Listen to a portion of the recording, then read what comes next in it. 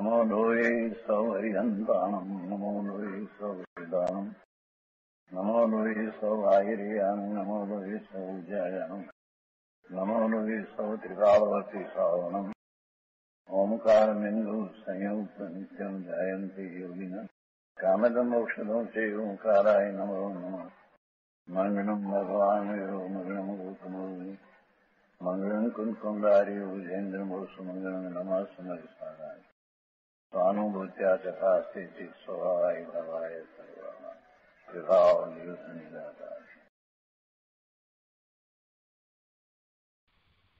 समयसार भगवान कुंकुंदाचार्य रचित समयसार तथा भगवान अमृतचंद्राचार्य रचित आत्मख्याति टीका कळश सहित एમાં નિર્જરા અધિકારમાં ગાથા 150 ચાલે છે।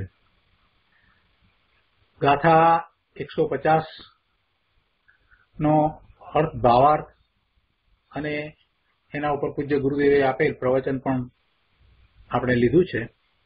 પ્રવચનના કેટલાક અંશ બાકી છે તે આજે લઈશું અને તે પહેલા આ કળશ ઉપર પંડિત રાજમલજીની ટીકા છે એ પણ આજે આપણે લઈશું। તો પહેલા આપણે કળશ 150 નું સહેજ પુનરાવર્તન કરીએ। કળશ 150 માં એ વાત આવી કે જ્ઞાનીને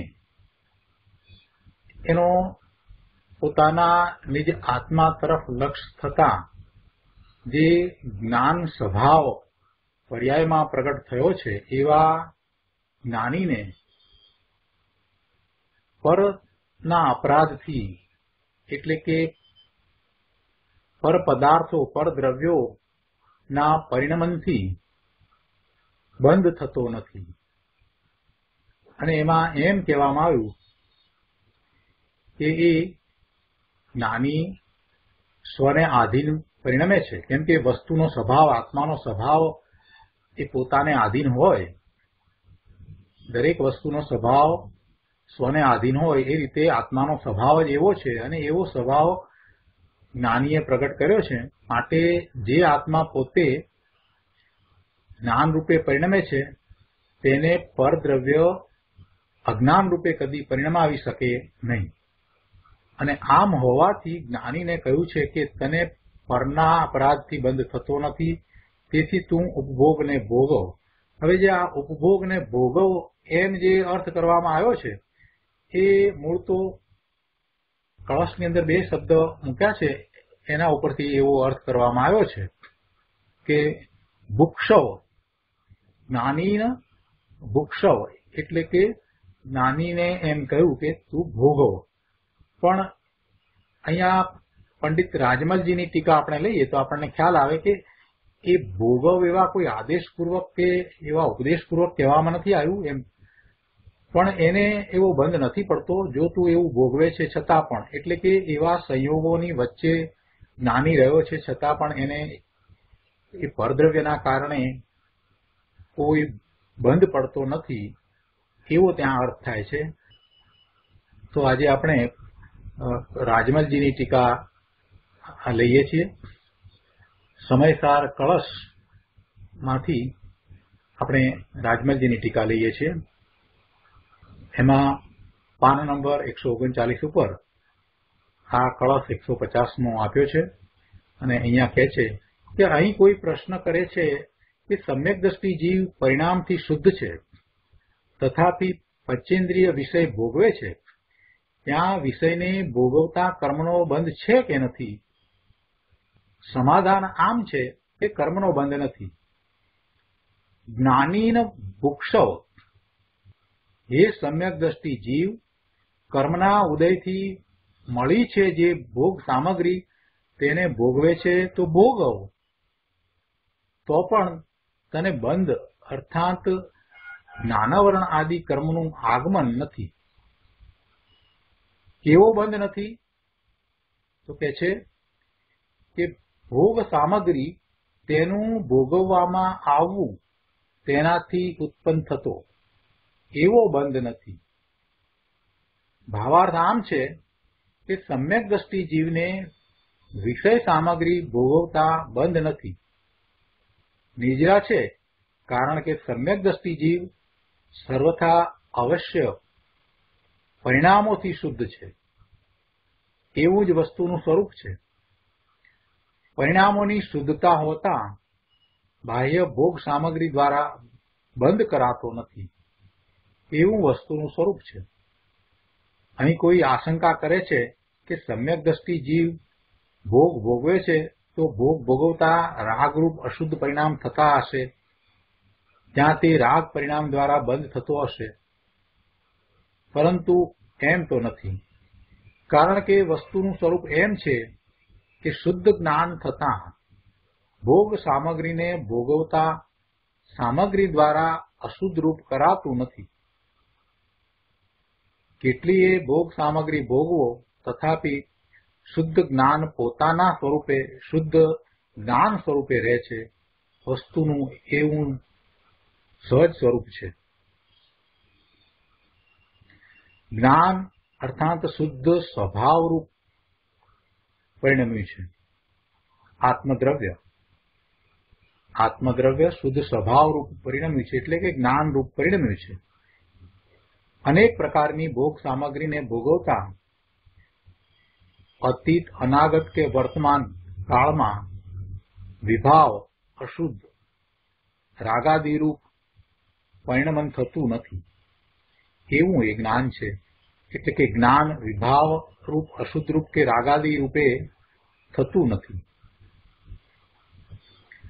તો આ રીતે અહીંયા પંડિત રાજમલજીએ અર્થ કર્યો છે. એટલે ભોગવ જે શબ્દ છે એનો અર્થ ભોગવવાનો આદેશ કે ઉપદેશ એમ નથી, અને ભોગવે તો પણ એને બંધ નહીં પડે માટે સ્વચ્છંદે ભોગવ્યા કરે એવી કોઈ અહીંયા વાત કરવામાં આવી નથી. એટલે જેમ છે તેમ એના અર્થ સમજવા જોઈએ.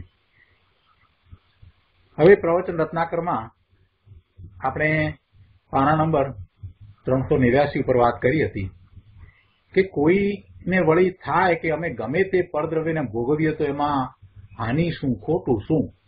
આ તમે અહીંયા ભોગવવાની વાત કળશમાં લીધી છે તો પછી એ પ્રમાણે હોવું જોઈએ. અને એનું સમાધાન ગુરુદેવે આપ્યું છે કે ભાઈ તું પરદ્રવ્યને ભોગવે છે જ ક્યાં? પરદ્રવ્યને જ્યાં તું અડતોય નથી ત્યાં તેને ભોગવવાનો પ્રશ્ન જ ક્યાં છે? તથાપિ સ્વચ્છંદે ભોગવવાની તને જે ચેષ્ટા છે તે અજ્ઞાન છે, તે મિથ્યાત્વ છે, એ તને મોટું નુકસાન કરનારું છે. ખરેખર તું પરદ્રવ્યને ભોગવી શકતો નથી અને છતાં ભોગવવું છે એ ભાવ તારો મિથ્યા ભાવ છે.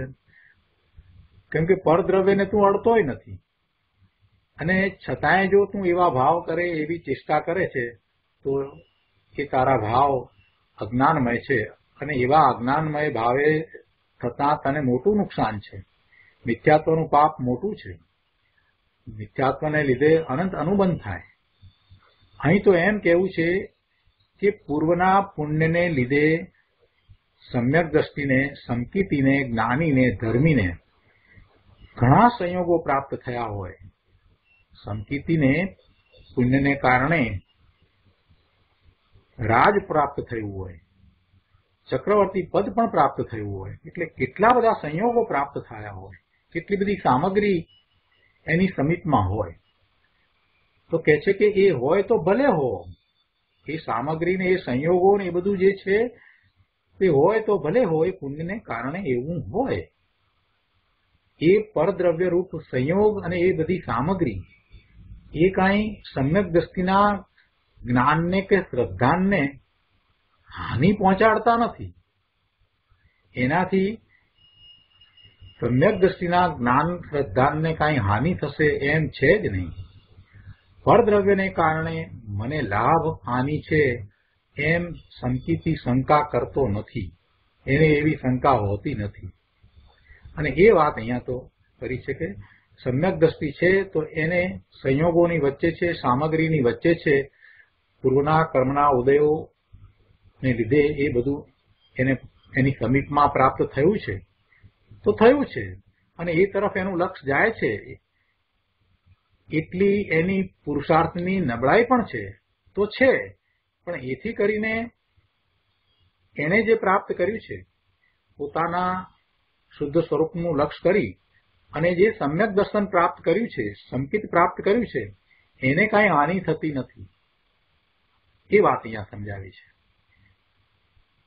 આગળ કહે છે કે જુઓ, સ્વદ્રવ્યને ભૂલીને પરદ્રવ્ય સાથે અથવા પરભાવ સાથે એકપણું કરે તે અપરાધ છે, અને તે અપરાધ પોતાનો પોતાથી છે. પરદ્રવ્યમાં મમત્વ કરવું, એકત્વ કરવું, એને પોતાનું સ્વરૂપ જાણવું એ અપરાધ છે. કોઈ પરદ્રવ્ય તેને પરાણે અપરાધ કરાવે છે એમ નથી. પરદ્રવ્યનું પરિણમન એના કારણે જે થાય છે તે થાય છે. એ કાંઈ જ્ઞાનીને અપરાધ કરાવે છે એમ બિલકુલ નથી. એ કાંઈ જ્ઞાનીને સમ્યક્ત્વમાંથી મિથ્યાત્વ તરફ લઈ જાય છે એમ બિલકુલ નથી. જ્ઞાનીની શ્રદ્ધા કે જ્ઞાનમાં એ કાંઈ ફેરફાર કરી નાખે છે એમ બિલકુલ નથી. અને જ્ઞાનીની દ્રષ્ટિ શુદ્ધ ચૈતન્ય દ્રવ્ય સ્વદ્રવ્ય પર રહેલી છે. તથાપિ પૂર્વના પુણ્યના કારણે પરદ્રવ્યના સંયોગો હોય તો તે સંયોગોમાં સંકિતીને, જ્ઞાનીને નુકસાન થશે એવી શંકા હોય નહીં, અને એવી શંકા કરવી છોડી દે એમ અહીંયા કહે છે. જ્ઞાનીને તો એવી શંકા નથી, પણ અજ્ઞાનીને એવી શંકા પડતી હોય તો એને માટે અહીંયા તો વાત છે કે ભાઈ તમારે એવી શંકા કરવાની જરૂર નથી. કૃપાળુદેવ સમ્યક દ્રષ્ટિ આત્મજ્ઞાની હીરાનો વેપાર કરતા હોય તો તમારે શંકા કરવાની જરૂર નથી કે હીરાનો વેપાર કરવાથી એમના સંકિતને કાંઈ આંચ આવશે. એવો વિકલ્પ પણ કરવા જેવો નથી. કારણ કે નિજ સ્વરૂપથી પૂર્ણ એવું સ્વદ્રવ્ય સદાય પરદ્રવ્યથી ભિન્ન જ છે, અને જ્ઞાનીની દ્રષ્ટિ તો શુદ્ધ ચૈતન્ય દ્રવ્ય સ્વભાવ પર છે, નિજ શુદ્ધ આત્મા તરફ રહી છે. એટલે એ તો કાંઈ પરનું લક્ષ્ય કરતા પણ એ પરદ્રવ્યના ભાવે થતા નથી, એમાં પલોટાતા નથી, એમાં રંગાતા નથી. આવી વાત છે પ્રભુ. ગુરુદેવ કહે છે કે પ્રભુ તારી પ્રભુતાનો પાર નથી. આત્માની શક્તિનો, આત્માના ગુણોનો કોઈ પાર નથી. આગળ કહે છે 390માં પાના ઉપર કે નાથ તું કઈ વાતે અધૂરો છે કે આમ પરની સામે જોયા કરે છે. પર મને લાભ કરશે અથવા પર મને નુકસાન કરશે એવી આશંકા છોડી દે ભગવાન. તું સર્વભાવે પૂરો છે, જ્ઞાને પૂરો, વીર્યે પૂરો, આનંદે પૂરો, વિતરાગતાએ પૂરો, શાંતિએ પૂરો, પ્રભુતાએ પૂરો, સ્વચ્છતાએ પૂરો, એમ અનંત ગુણે તું પૂરો છે. પૂરેપૂરો પરિપૂર્ણ છો પ્રભુ. તો પછી આવા પ્રભુ સ્વરૂપનો સંગ કર્યો ને હવે આ બહારનો પરદ્રવ્યનો સંયોગ મને નુકસાન કરશે એવી આશંકા રહેવા દે ભાઈ. રાગના સંગ વિના અસંગ શુદ્ધ ચૈતન્ય મહાપ્રભુનો સંગ કર્યો છે, તો હવે આ જરી રાગ આવ્યો ને સંયોગ ઘણા આવી પડ્યા એટલે મને નુકસાન છે એમ વિચારવું રહેવા દે. કેમ કે તું તો એ સર્વનો જાણનાર છો, એનો જ્ઞાતા છો, એની તને રુચિ નથી. આગળ ત્રીજા પેરેગ્રાફમાં કહે છે કે આત્મા શુદ્ધ એક જ્ઞાયક ભાવ ચૈતન્ય મહાપ્રભુ છે. તે જેના સ્વસંવેદનમાં આવ્યો, અનુભવમાં આવ્યો, તેને કહે છે કે ભાઈ સંયોગો ગમે તે હો, તેઓ તને નુકસાન કરશે અથવા તેનાથી તારું અહિત થશે એવી શંકા ન કર. આ પ્રમાણે પરદ્રવ્યથી પોતાનું અહિત થવાનું કે બુરું થવાનું માનવાની શંકા છે એને અહીંયા મટાડી દીધી છે. પરંતુ પરનો સંયોગ કર અને સ્વચ્છંદે તેને ભોગવ, એથી તને કાંઈ દોષ નથી એમ સ્વચ્છંદી થવાની પ્રેરણા કાંઈ અહીંયા નથી કરી. ભોગવ એમ શબ્દ લીધા છે એટલે ફરીને સ્પષ્ટતા આવી. એટલે પંડિત જયચંદજીએ એ જ્ઞાની ભોગવ એમ અર્થ કર્યો છે. પંડિત રાજમલજીએ પણ એ રીતે વાત લીધી છે, પણ એનો અર્થ શું થાય છે એ બંને પંડિતોએ બરાબર સમજાવ્યું છે અને એક જ રીતે વાત લીધી છે કે એ દ્વારા જ્ઞાનીને બંધ પડતો નથી એ વાત અહીંયા તો સમજાવી છે. અને એનાથી પરદ્રવ્યથી એના સંકિતને જ્ઞાનને કાંઈ નુકસાન થાય છે એવું જો માનવું થાય તો એ મિથ્યાત્વ છે. એટલે એવી શંકાનું સમાધાન પણ અહીંયા આપી દીધું છે. કોઈને અંદરમાં એવી શંકા થાય કે આમ થાય તો પછી તો કે ના, એમ જ્ઞાનીને કાંઈ બંધ થતો નથી. પણ ભોગવ કહ્યું છે એટલે એનો અર્થ એવો ન કરવો કે અહીંયા સ્વચ્છંદી થવાની પ્રેરણા કરી છે, એમ નથી. ત્યાં તો એવો અર્થ કરવો છે કે જે સામગ્રી મળી છે, જે સામગ્રીની સાથે તું રહ્યો છો, આ શરીર મળ્યું છે અને બીજી બધી પણ સામગ્રી મળી છે, એટલે એને આહારના પણ ભાવ આવે છે.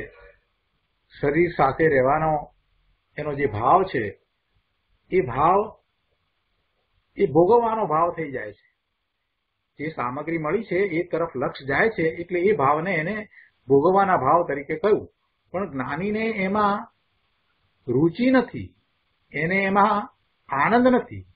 શરીરના કાર્યો થાય છે, ખાવું, પીવું, ઉઠવું, બેસવું, આ જે કંઈ ક્રિયાઓ બધી થઈ રહી છે તો એ થાય છે એ પણ એક પ્રકારે ભોગવવું છે. અને જ્યાં એ રહે છે, એ રાજમહેલમાં રહેતો હોય કે ઝૂંપડીમાં રહેતો હોય, પણ જ્યાં એ રહે છે એ બધું એક પ્રકારે ભોગવવું છે.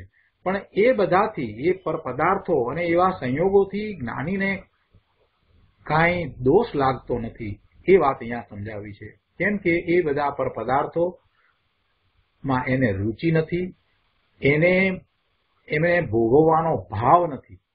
એ ભોગવાય છે પણ એને ભોગવવાનો ભાવ નથી, એમાં એ લુપ્ત થતા નથી, એમાં એને રસ નથી.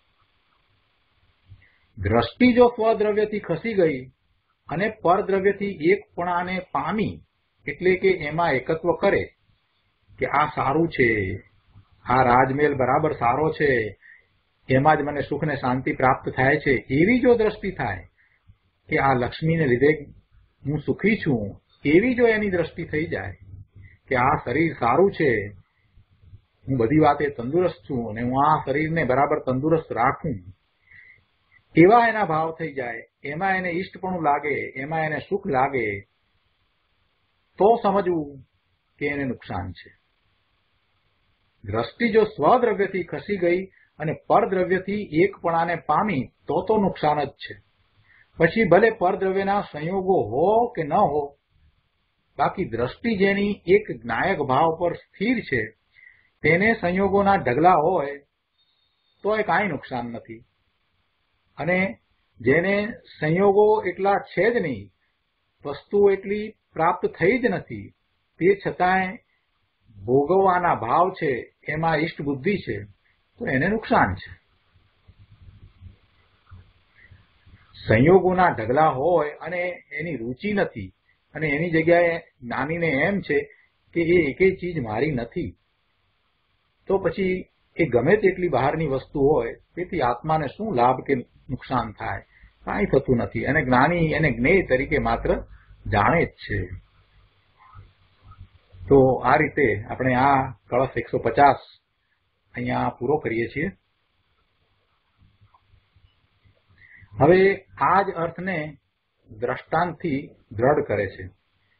મૂળ તો અગાઉ ગાથા 218-19 જે વાત આવી હતી એના અનુસંધાનમાં જ કુંકુંદાચાર્ય ભગવાન ગાથા 220, 221, 222 અને 223 કહે છે.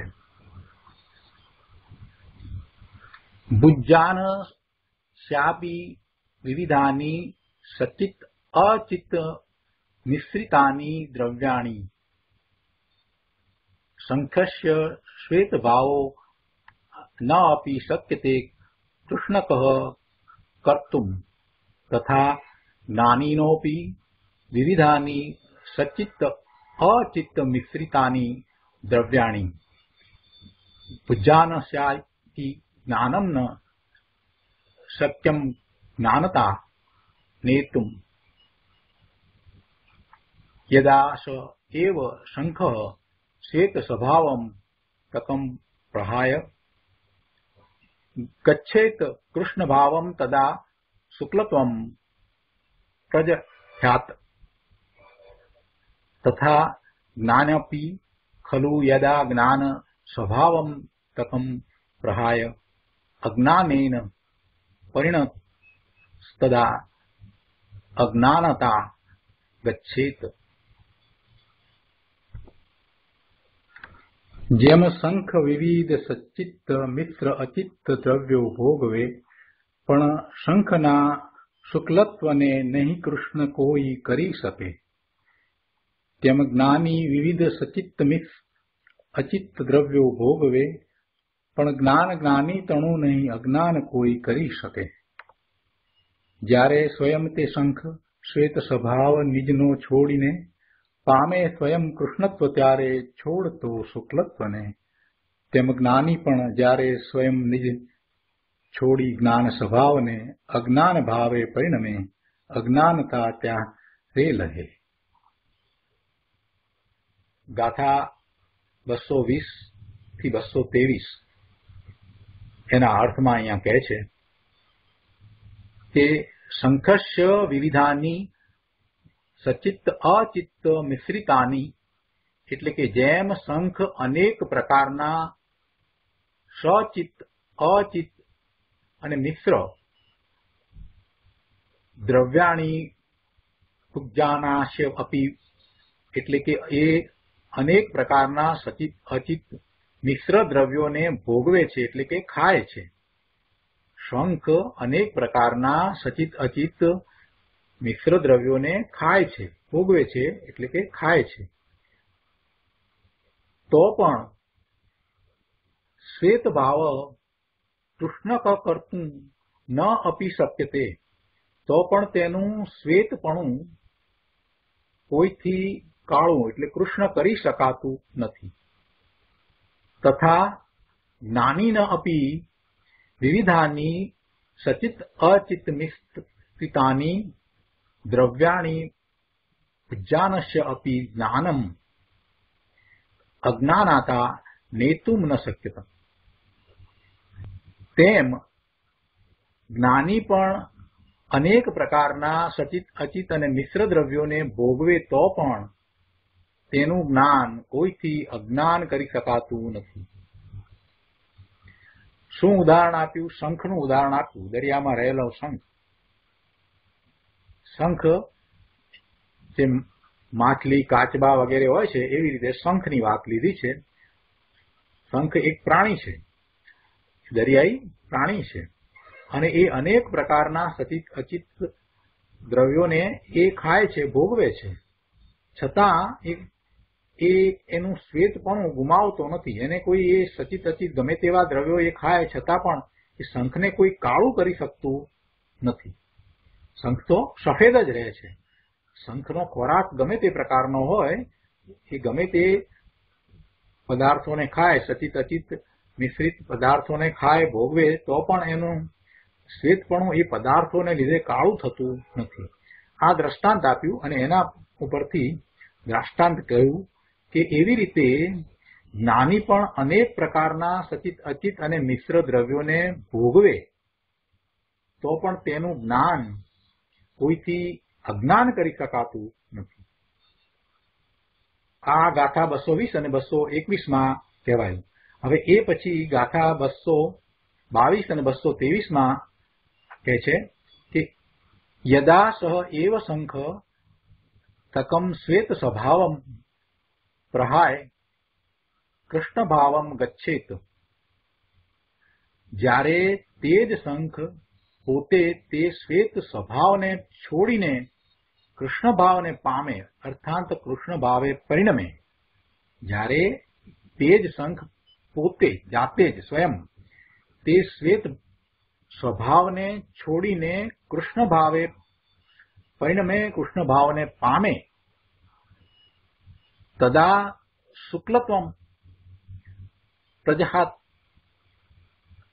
ત્યારે શ્વેતપણાને છોડે. જ્યારે તે શંખ પોતે તે શ્વેત સ્વભાવને છોડીને કૃષ્ણ ભાવે પોતે પરિણમે ત્યારે તે શ્વેતપણાને છોડે, અર્થાત કાળો બને. આગળ કહે છે કે તથા ખલુ જ્ઞાની અપી યદા તકમ જ્ઞાન સ્વભાવમ, તેવી રીતે ખરેખર જ્ઞાની પણ પોતે સ્વયં જાતે જ જ્યારે તે જ્ઞાન સ્વભાવને છોડીને તકમ જ્ઞાન સ્વભાવમ પ્રહાય અજ્ઞાનેન પરિણત તદા અજ્ઞાનતા ગચ્છેત.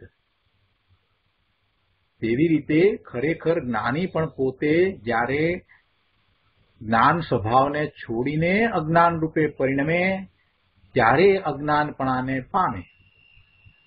શું કહ્યું કે શંખ પોતે જાતે શ્વેત સ્વભાવને છોડીને કૃષ્ણપણાને પામે છે, એટલે કે કાળાપણાને પામે છે, તો એ કાળાપણાપણે પરિણમે છે અને શ્વેતપણાને છોડે છે. તેવી રીતે જ્ઞાની પણ પોતે સ્વયં જ્યારે જ્ઞાન સ્વભાવને છોડીને અજ્ઞાન રૂપે પરિણમે ત્યારે એ અજ્ઞાનપણાને પામે. એટલે કે એને બીજો કોઈ અજ્ઞાની કરી દે એમ નહીં, બીજા કારણથી એ અજ્ઞાની થાય એમ નહીં, પોતે સ્વયં એવા અજ્ઞાનપણે થાય તો એ અજ્ઞાનપણાને પામે. આ બીજી બે ગાથાની અંદર વાત સમજાવી. પહેલા બે ગાથાની અંદર એમ કહ્યું કે એ શંખ છે એ અનેક પ્રકારના સચિત અચિત સફેદ કાળા અનેક રંગના પદાર્થો ને ભોગવે ખાય તો પણ એનું સફેદપણું શ્વેતપણું છે એ કંઈ કોઈથી કાળું થઈ જતું નથી, કોઈ એને કાળું કરી શકતું નથી. અને તેવી રીતે જ્ઞાની પણ અનેક પ્રકારના સચિત અચિત અને મિશ્ર દ્રવ્યોને ભોગવે તો પણ તેનું જ્ઞાન કંઈ અજ્ઞાન થતું નથી. એ બધા પદાર્થો એ જ્ઞાનને અજ્ઞાન કરી શકતા નથી. એ વાત લીધી. અને પછી બીજી બે ગાથામાં એમ કહ્યું કે તો એ શંખનું કાળાપણું કેવી રીતે થાય, તો કે એનું કાળાપણું એ શંખ પોતે જ કાળાપણે પરિણમે તો થાય. અને એના ઉપરથી જ્ઞાનીની વાત લીધી કે જ્ઞાની પોતે સ્વયં અજ્ઞાન ભાવે પરિણમે, અજ્ઞાન રૂપે પરિણમે ત્યારે એ અજ્ઞાનપણાને પામે, નહીં કે એ બીજા અન્ય દ્વારા અજ્ઞાનપણાને પામે. બહુ સરસ રીતે ચાર ગાથાઓ મૂકી દીધી અને બહુ સ્પષ્ટ આત્મ સ્વભાવની, જ્ઞાન સ્વભાવની વાત અહીંયા કરી દીધી કે આત્મ સ્વભાવ, જ્ઞાન સ્વભાવ કેવો છે એ કઈ કોઈનો કરાવ્યો થતો નથી, કોઈનો કરાવ્યો એવો સ્વભાવ થતો નથી. એ તો એનો મૂળ સ્વભાવ છે. અન્યના કરવા કારવવાથી એ કઈ બદલાય એવો કઈ જ્ઞાન સ્વભાવ નથી. બહુ સરસ વાત કરી છે. આત્માની વાત ચાલતી હોય ત્યારે આવી વાત આવે ત્યારે આત્મા પ્રત્યે કેટલો અહોભાવ જાગે છે. ઓહ, આવો આત્મા જ્ઞાન સ્વભાવી ભગવાન આત્માને કોઈ અજ્ઞાન ભાવે કરી શકતું નથી. જો અજ્ઞાન ભાવે આત્મા થાય છે તો એ પોતે પોતાને કારણે થાય છે, પોતે સ્વયં એવા અજ્ઞાન ભાવે પરિણમે છે. અનાદિનો આ જીવ અજ્ઞાન ભાવે પરિણમી રહ્યો છે એ કોઈના કારણે નથી. કોઈ એને અજ્ઞાન ભાવે પરિણમાવતું નથી ભાઈ. એ સ્વયં અજ્ઞાન ભાવે પરિણમી રહ્યો છે. આવી વાત છે. કોઈ કર્મના ઉદયોને લીધે થઈને એ અજ્ઞાન ભાવે થાય છે એમ નથી. કોઈ પદાર્થોને ભોગવવાને કારણે કઈ અજ્ઞાન ભાવે થાય છે એમ નથી. પદાર્થો પદાર્થોમાં રહ્યા એના પ્રત્યે એને લક્ષ જાય તો શું થઈ ગયું? લક્ષ ગયું તો ગયું, પણ એનાથી એ જુદો છે એ વાત એને ભૂલાય નહીં. એવો જો જ્ઞાની થયો છે તો એ પદાર્થો અને પદાર્થોનું ભોગવવા પણ એને શું કરવાના હતા? કાંઈ કરી શકવાના નથી. ટીકામાં અહીંયા બહુ સ્પષ્ટ કર્યું છે. અમૃતચંદ્રાચાર્ય ભગવાન કહે છે કે જેમ શંખ પરદ્રવ્યને ભોગવે ખાય તો પણ તેનું શ્વેતપણું પર વડે કાળું એટલે કૃષ્ણ કરી શકાતું નથી. કારણ કે પર અર્થાત પરદ્રવ્ય કોઈ દ્રવ્યને પરભાવ સ્વરૂપ કરવાનું નિમિત્ત અર્થાત કારણ બની શકતું નથી. પરદ્રવ્ય કોઈ દ્રવ્યને પરભાવ સ્વરૂપ કરવાનું નિમિત્ત કારણ બની શકતું નથી. તેવી રીતે જ્ઞાની પરદ્રવ્યને ભોગવે તો પણ તેનું જ્ઞાન પર વડે અજ્ઞાન કરી શકાતું નથી.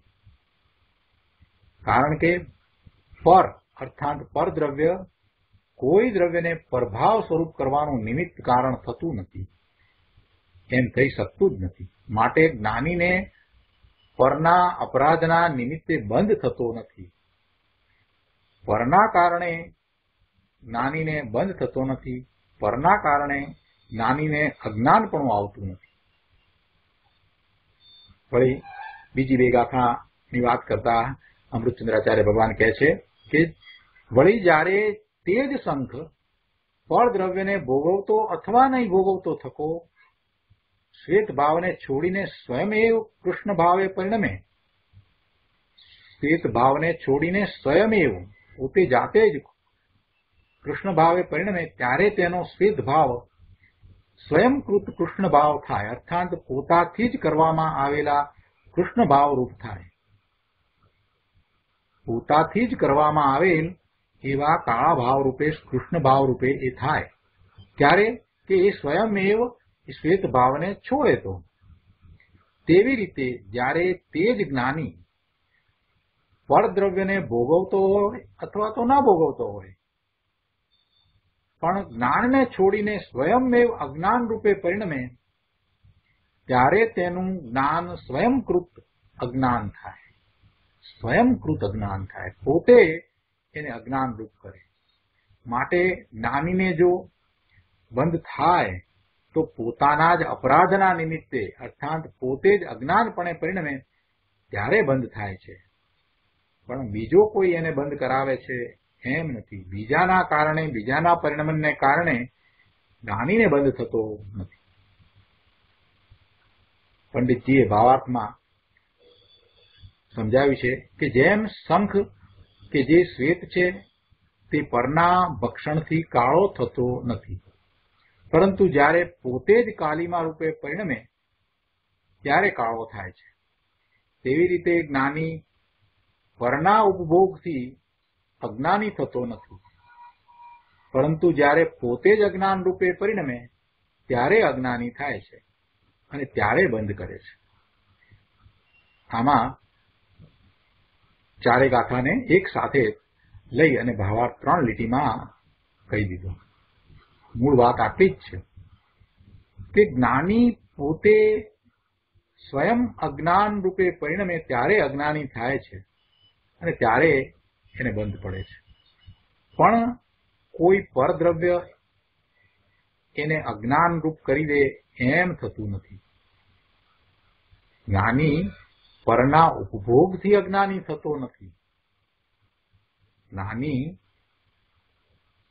ચોથા ગુણસ્થાનની દશામાં છે, સમ્યક દર્શન થયું છે અને સંસારમાં રહ્યો છે, તો આ ખાવા પીવાથી કે આ એની જે સંયોગો પ્રાપ્ત થયા છે, પુણ્યનો ખૂબ ઉદય છે, તો ઘણી સામગ્રી પ્રાપ્ત થઈ છે અને એ બધી સામગ્રી એની સમીપમાં છે, તો તેથી કંઈ એ અજ્ઞાની થઈ જાય એમ નથી.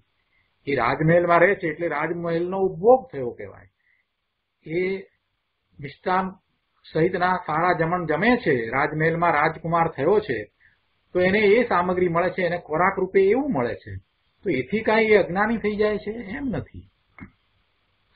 એને વાપરવા માટે જે પલંગ સૈયા જે કંઈ મળે છે એ એવું ઊંચા પ્રકારનું મળે છે અને એ એની ઉપર સૂઈ જાય છે, એ વાપરે છે, તો એટલે કંઈ એ અજ્ઞાની થઈ જાય છે એમ નથી.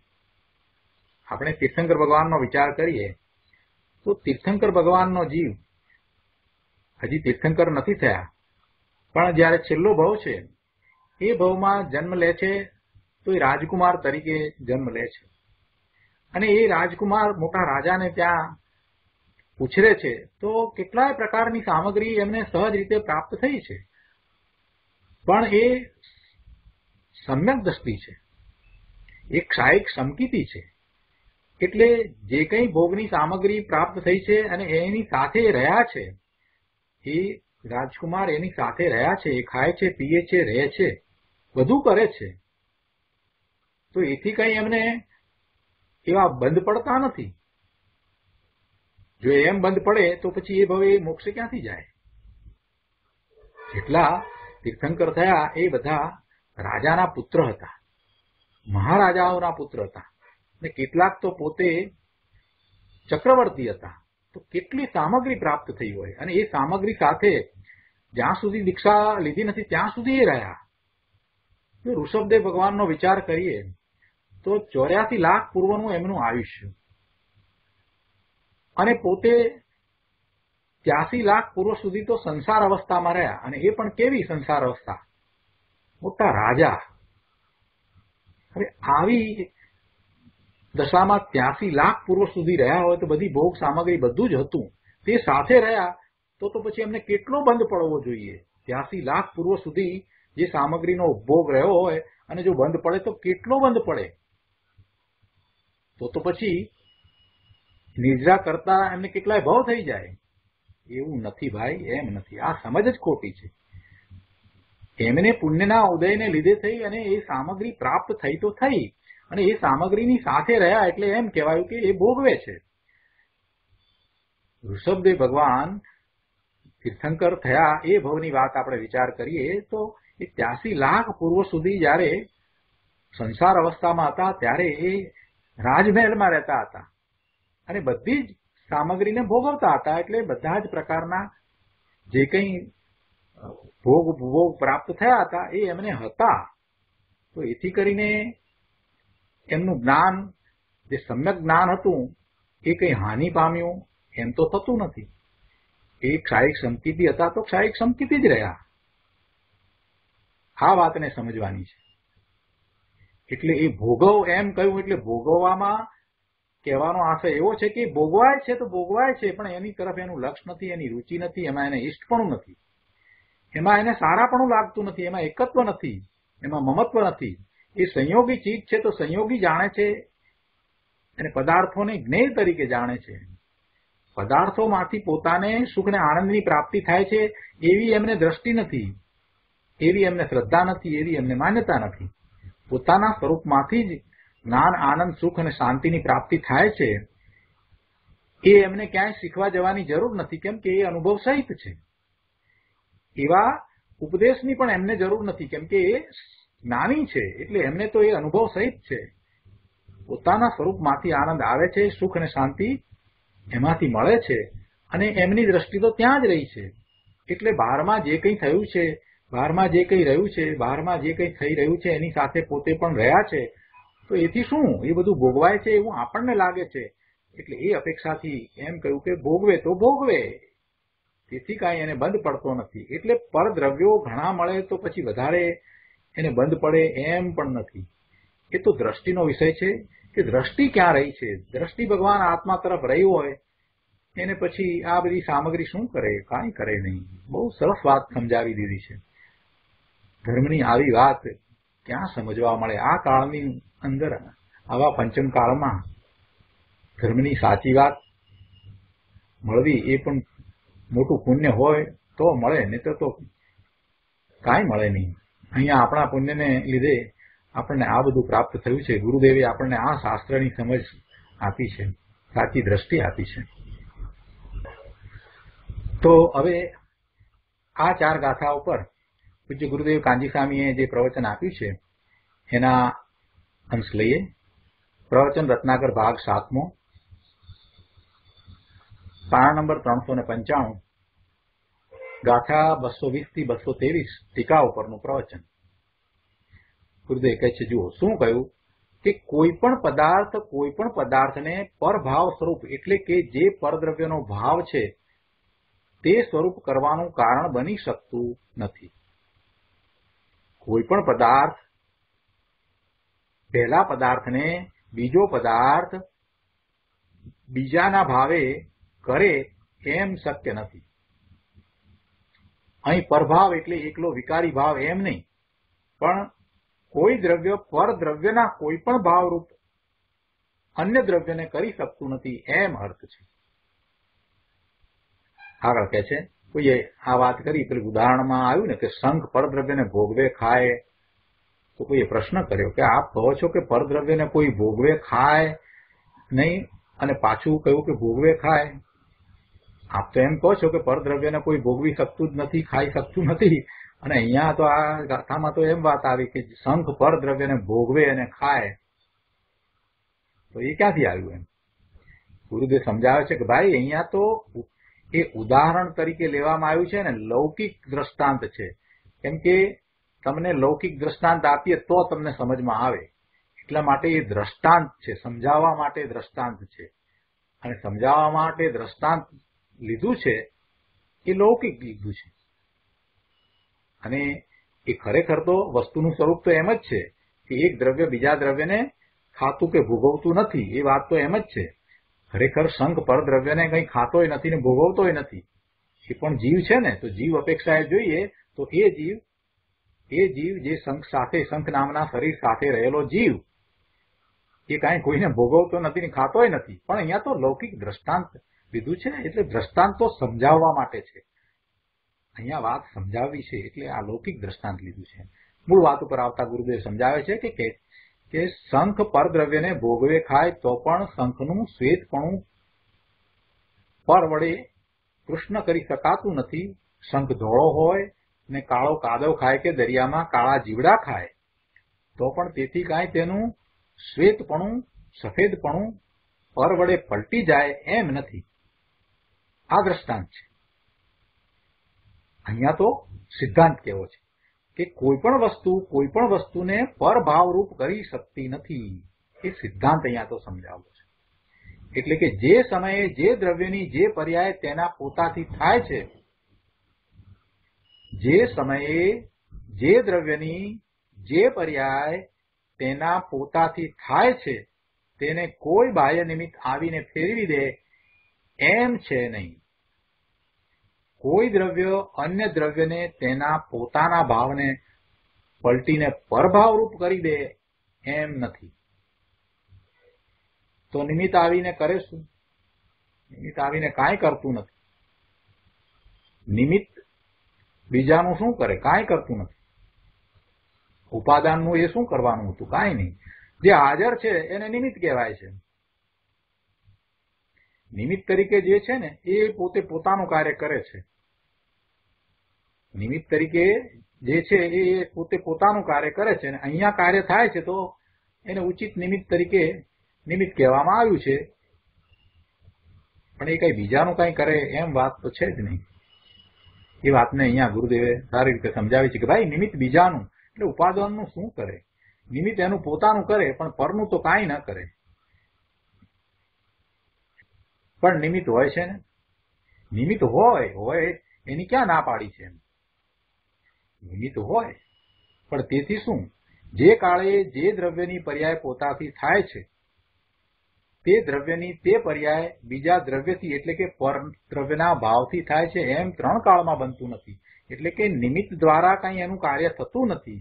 નિમિત્ત બીજું દ્રવ્ય છે, આ પહેલું દ્રવ્ય છે. પહેલા દ્રવ્યમાં જે પર્યાય બદલાઈ રહી છે એમાં જે કાર્ય થઈ રહ્યું છે એ પહેલા દ્રવ્યને કારણે જ છે. એ વખતે પેલું બીજું દ્રવ્ય હાજર છે તો એને નિમિત્ત કહેવામાં આવે. પણ એથી કરીને પેલું નિમિત્ત છે એ આ પહેલા દ્રવ્યમાં કંઈ કરે છે એમ નથી. ઉપાદાન તો પોતાનું હોય.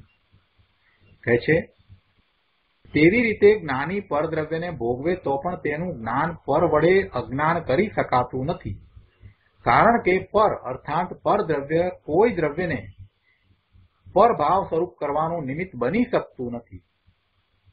પરદ્રવ્ય પહેલા દ્રવ્યને પરભાવ સ્વરૂપ કરે એમ બની શકતું નથી. એટલે એવી રીતે એ નિમિત્ત પણ બનતું નથી. પરના ભોગ વડે આત્માનું જ્ઞાન અજ્ઞાન થાય એમ છે નહીં. કેમ કે પરદ્રવ્ય કોઈ દ્રવ્યને પરભાવ સ્વરૂપ કરવાનું કારણ બનતું નથી. પર્યાયમાં ઉપાદાનની યુક્તતા હોય તે થાય છે. જુઓ, ઉપાદાન કોનું છે? જે દ્રવ્યમાં કાર્ય થાય છે એનું ઉપાદાન છે. એ ઉપાદાન કારણ છે. કેમ કે એનો એ સ્વભાવ છે પરિણમવાનો ને એ સ્વભાવ પ્રમાણે એનું પરિણમન થાય છે તો એ એના કારણે થાય છે. એની યોગ્યતાને કારણે થાય છે. એટલે ઉપાદાનની યોગ્યતા હોય એ પ્રમાણે પર્યાય થાય છે. પર્યાયની અંદર જે કાર્ય દેખાયું ને જે પરિણામ થયા એ ઉપાદાનની યોગ્યતા પ્રમાણે થાય છે. અને તે વખતે પર વસ્તુ હાજર છે તો હોય એને નિમિત્ત કહેવામાં આવે. પર્યાયમાં ઉપાદાનની યોગ્યતા હોય તે થાય છે. અને ત્યારે પર વસ્તુ નિમિત્ત હો, પણ તે ઉપાદાનના ભાવને કાંઈ કરે એમ ત્રણ કાળમાં બનતું નથી. એટલે જે ઉપાદાન કારણ છે એ પ્રમાણે એની પર્યાય થાય. માટીમાંથી ઘડો બને ત્યારે માટી પોતે ઉપાદાન કારણ છે અને માટીની પર્યાય ઘડા રૂપે થાય. એ વખતે કુંભાર હાજર છે, ચાકડો હાજર છે, લાકડી હાજર છે, બધું છે, તો એ બધા નિમિત્ત છે. હવે કુંભાર જે નિમિત્ત છે તો એ કુંભારના ભાવે કઈ માટી પરિણમતી નથી. કુંભારનો ભાવ કેવો છે? કુંભારનો ભાવ કેવો છે? ચેતન ભાવ છે. એ ભાવે કઈ માટી પરિણમતી નથી. કુંભારને આત્મા તરીકે લઈએ તો, અથવા તો કુંભારના શરીરને નિમિત્ત તરીકે લઈએ તો કઈ કુંભારના શરીર પ્રમાણે કઈ માટી પરિણમતી નથી. પણ માટી એનો જેવો સ્વભાવ છે એવા ભાવે પરિણમે છે. એટલે કે એમાં જે યોગ્યતા પડી છે ઘડારૂપ થવાની એ રૂપે પરિણમે છે. માટીમાંથી ઘડો જ થાય. માટીમાંથી કુંભારના શરીરનો કોઈ ભાગ નથી બનતો કે કઈ એમાંથી ચેતન પરિણામ થતા નથી. એટલે નિમિત્ત એને કોઈ બીજા પરિણામે કરી શકતું જ નથી. જે પરિણામ એના ઉપાદાનની યોગ્યતા પ્રમાણે થવા યોગ્ય છે એવા જ પરિણામ થાય. માટીમાંથી ઘડો થઈ શકે, પણ માટીમાંથી કુંભારનો હાથ કે પગ ન બની શકે, કે એમાં કઈ ચેતના ના આવી જાય. આ તો બહુ સહેલાઈથી સમજાય એવું છે.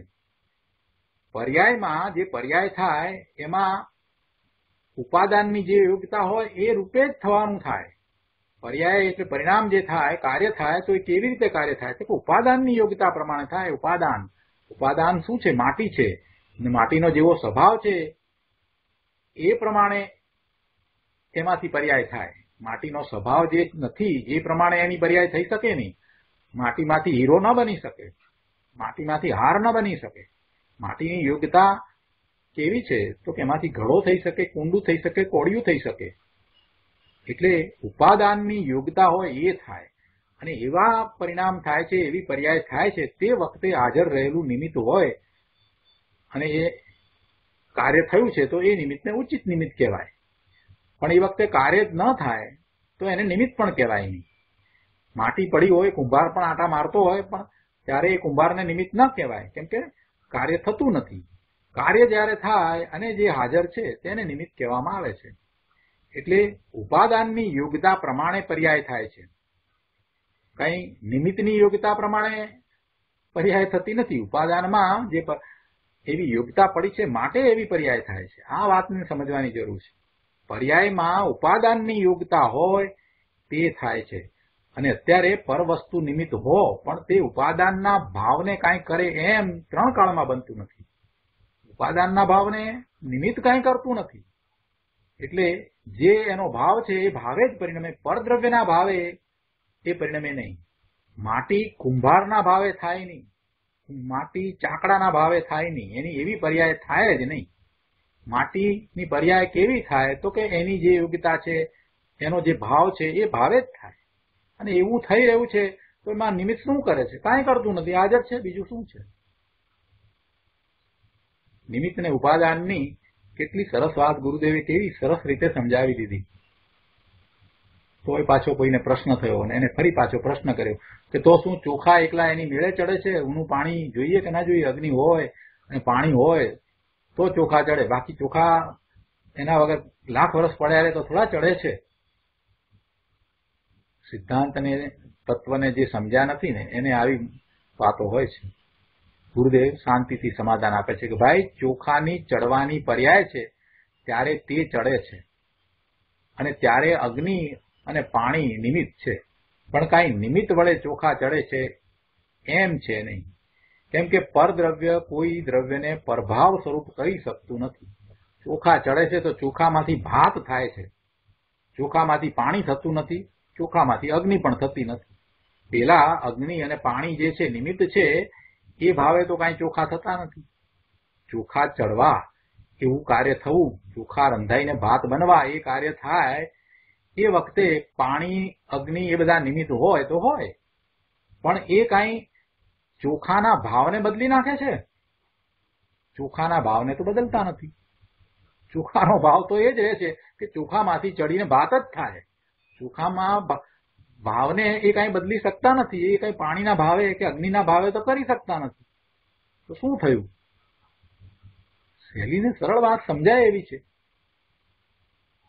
તો એ પાછા દલીલ કરે છે. પણ વગર પાણીએ તે ચડે કેવી રીતે? ભાઈ, એ એની મેળે ચડે છે જ્યારે એની પર્યાય બદલાવાનો સમય છે ને, જ્યારે એની પર્યાય બદલાય, ચોખા કડક છે એમાંથી ભાતરૂપ થવાનો એ જે સમય છે, એ સમયે એ કાર્ય થાય છે તો થાય છે, થવાનું છે, એ એની જન્મક્ષણ છે, એ એનો કાળ છે. એટલે એવી એ પર્યાય થાય છે, એની મેળે થાય છે, અને એ વખતે જે હાજર છે એને નિમિત્ત કહેવાય છે. ગુરુદેવ સમજાવે છે કે ભાઈ તેની મેળે તે ચડે છે, કેમ કે તે પદાર્થ છે કે નહીં. એ પદાર્થ છે તો તેને પોતાની પર્યાય હોય કે ન હોય, દરેક દ્રવ્યને એની પર્યાય, અનંતી પર્યાય અંદરમાં ગર્ભિત પડી જ છે. અને એ એક પછી એક સમયની પર્યાય ક્રમબદ્ધમાં થઈ રહી છે. એટલે પદાર્થ છે તો તેને પોતાની પર્યાય પણ હોય, અને પર્યાય પ્રતિ સમય પલટે છે કે નહીં, પર્યાય બદલાય છે કે નથી બદલાતી. એક સમય પહેલા જે અવસ્થા હતી એ બીજા સમયે નથી, ત્રીજા સમયે બીજા સમયવાળી અવસ્થા નથી, અને ચોથા સમય ત્રીજા સમયની અવસ્થા નથી. દરેક સમયની અવસ્થાઓ છે. એટલે પર્યાય પ્રતિ સમય પલટે છે કે નથી પલટતી? પલટે છે. તો પછી પરદ્રવ્ય પલટાવી દે છે, પરદ્રવ્ય એને પલટાવી દે છે, કે પર્યાય સ્વતંત્રપણે પલટે છે? પરદ્રવ્ય એને પલટાવી શકે નહીં. એ તો એને અડતું પણ નથી, એટલે કે એમાં વ્યાપતું પણ નથી, એમાં એ વ્યાપતું પણ નથી. અને પરદ્રવ્યની જે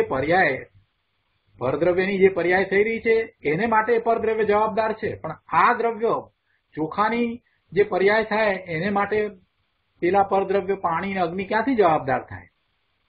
પાણીની પર્યાય ગરમ રૂપે થવી એ પાણીની પર્યાય થઈ.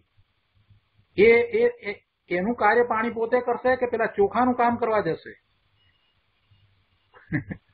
બીજી રીતે વિચાર કરીએ તો પણ સમજાય એવું છે કે પાણીની પર્યાય ઠંડામાંથી ગરમ રૂપે થઈ, એ કાર્ય એ પોતે કરી રહ્યું છે. એ ચોખાને ફેરવવા ક્યાંથી જવાનું હતું? અને એવો અવકાશ ક્યાં છે?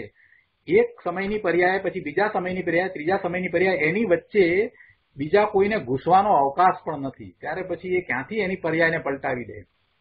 એટલે આ ચોખાની પર્યાય પદાર્થ છે, અને એની પર્યાય થાય છે.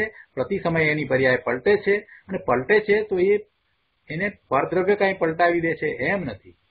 કોઈ પણ દ્રવ્યનો ભાવ કોઈ પરદ્રવ્ય વડે થતો નથી, કરાતો નથી. આ મૂળ સિદ્ધાંત છે.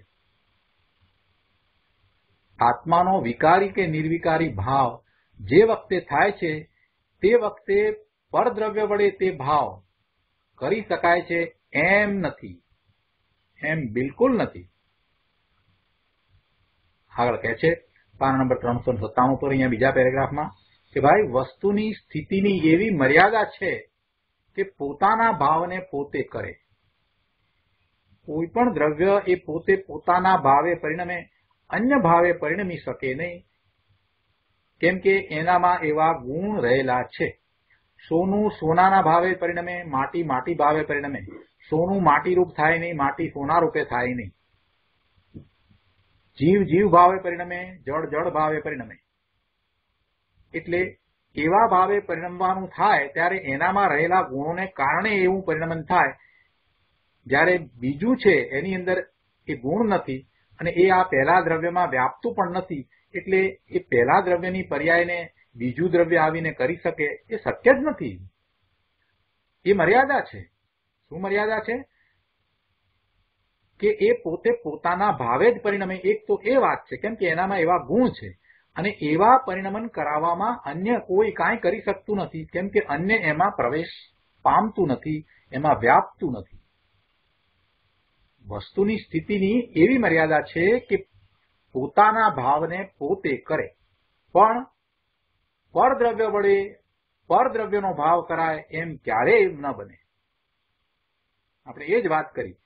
કુંભાર વડે માટીની અંદર ચેતના ભરી દેવાય કે કુંભારનો હાથ જેવું કંઈક બનાવી દે, એની અંદર એવું બને નહીં.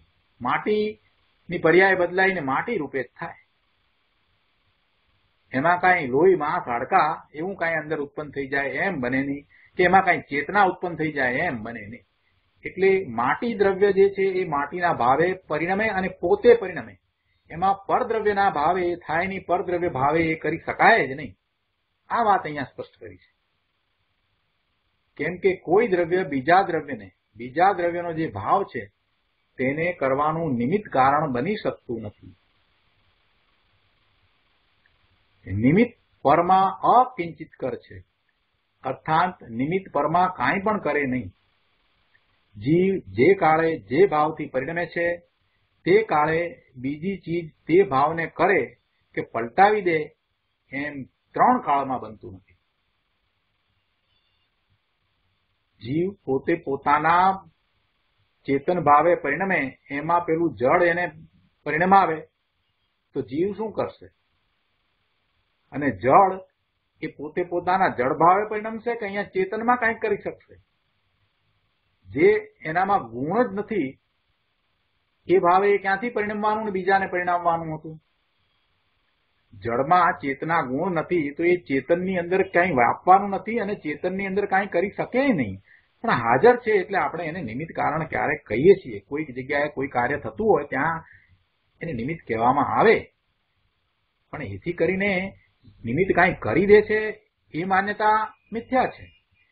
નિમિત્ત હોય, નિમિત્તનો સ્વીકાર પણ હોય, પણ નિમિત્ત ઉપાદાનમાં કાંઈ કરે છે એમ માનવું એ મોટામાં મોટું મિથ્યાત્વ છે. આ વાતને બરાબર સમજવાની છે. શું કહ્યું કે મહાસિદ્ધાંતની આ વાત કરી છે કે નિમિત્ત પરમાં અકિંચિત કરશે, એટલે પરમાં કાંઈ કરતું નથી. જીવ જે કાળે જે ભાવથી પરિણમે છે તે કાળે બીજી ચીજ તે ભાવને કરે કે પલટાવી દે એમ 3 કાળમાં બનતું નથી. આ મહાસિદ્ધાંત છે.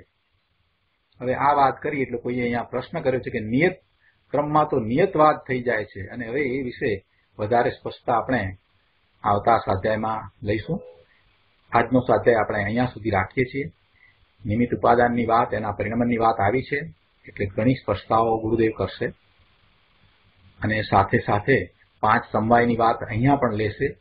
કેમ કે 5 સમવાયમાં એક નિમિત્ત પણ છે ને, કર્મના ઉદયો અથવા તો કર્મના ક્ષય એ નિમિત્ત કારણ છે, એટલે એ વાત પણ અહીંયા ફરી આવશે.